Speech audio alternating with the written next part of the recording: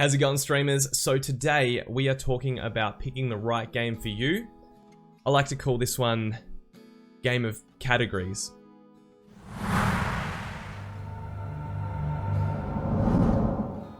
If you like the advice in this video today, guys, there is a link in the description to an ebook newsletter. I am currently writing my very first ebook. I'm super excited about it.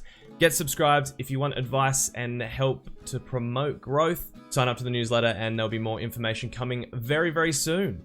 So you've probably seen advice everywhere saying, stay out of the top 20 categories on Twitch. This advice is absolutely spot on, but not always giving you an answer to what game to pick outside the top 20. I'm going to give you a little bit of an insight into how I play the categories and how I played the categories in 2014 when I had my short spurt of streaming is exactly the way I play it now. And it sets me up for the most amount of growth I can possibly get on Twitch. This is not including all other platforms. This is just to maximize your position on Twitch for potential growth. Okay, so we're using Dead by Daylight as an example today of why to stay out of the top 20 games on Twitch. I want you to think to yourself, if you're a new streamer, what you're going to be averaging in viewers. And if you've been streaming for a little bit and maybe struggling a bit for growth, think about what you are averaging in viewers. And remember that the playlists on Twitch are set up from highest viewers to lowest viewers.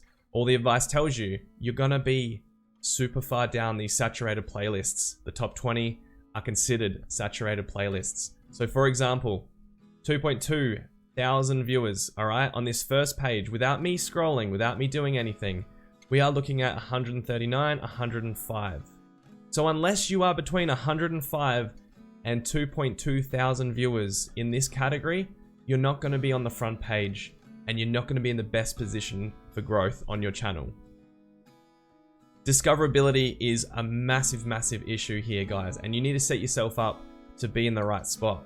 So let's scroll down and pretend that I'm looking for someone at about 10 average viewers.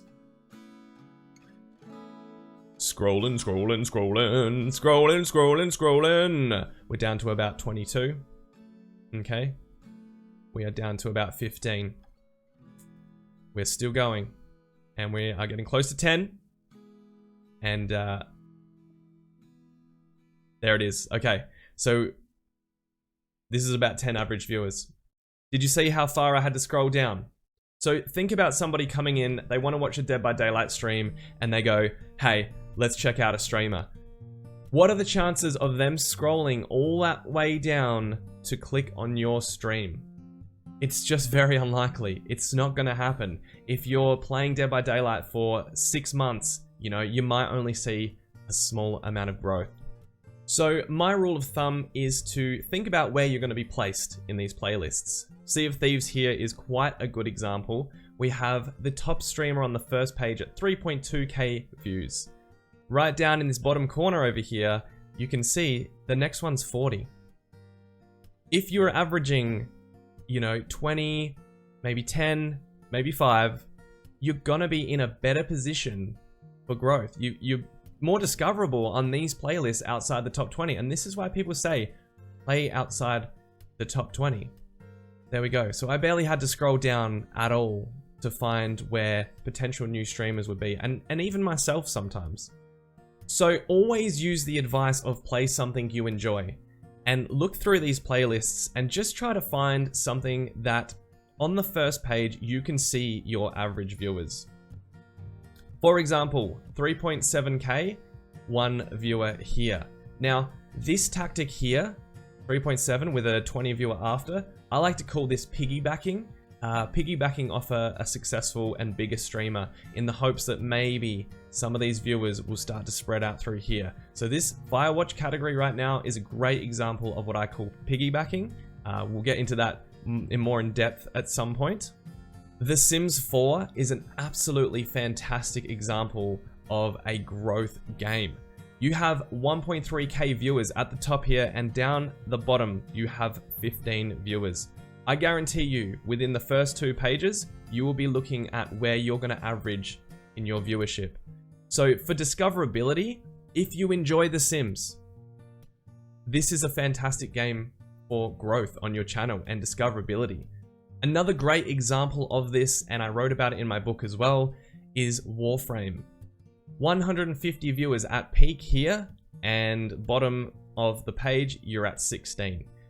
So this one is a little bit harder because people on the top are generally been playing quite some time. They know a lot about the game. They can, can consider themselves pros or veterans at the game, and a lot of viewers will gravitate towards people who have been playing the games for a long time. Same with something like Elder Scrolls Online. A lot of the top people are really good at the game. They've been playing a long time, and their viewers want to watch them do high-level content. You can still grow from these games. This one at the bottom is 16 viewers here. Within the first 2 pages, you're looking at under 10 average viewers. If you have the time and the drive, and this is the type of game you like, Warframe is another great game to promote growth on your channel. Obviously, everything comes into this, guys. You're not just going to grow from playing a game that's in a really good position without all the other stuff. But this is just how I look at the playlists and try to find games that are going to help me get discovered within that category. Going back to playing games that you really, really enjoy and love, always put that first. When you're deciding on a game to play on Twitch, think about what you feel like.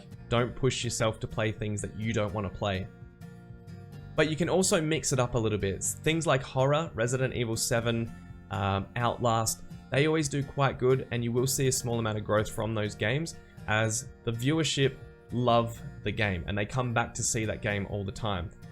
This kind of leads into playing dead game categories.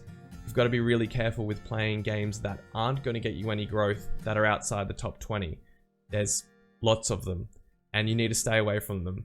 I will do a video on that at some point, and I have also written about it in my book as well. I hope that kind of gives you a small insight into the way to play the categories to benefit you the most. Obviously on Twitch now in 2020 and into 2021, content on other platforms is your #1 priority, to bring people in from those platforms. But if you can set yourself up on Twitch to have the best possible growth opportunity, then bringing in other people is also just going to be a massive benefit to you. You want to maximize your discoverability everywhere possible. Alright guys, so I really hope you enjoyed my rant about the categories. I hope you have kind of gained a little bit of insight on how to look at the categories and pick a game that works for you. And yeah, try to stay away from that top 20. If you're focusing on growth on Twitch, if you want to have a breather and play some Call of Duty, absolutely go for it. But just don't expect massive discoverability and massive growth during those streams. Alright guys, that is it for this video. I hope you found it helpful, and don't forget the links are in the description for my Twitch stream, my ebook, and all my social media as well. Thank you guys so much for watching, and leave a comment down below if this was something you were unaware of. Thanks guys!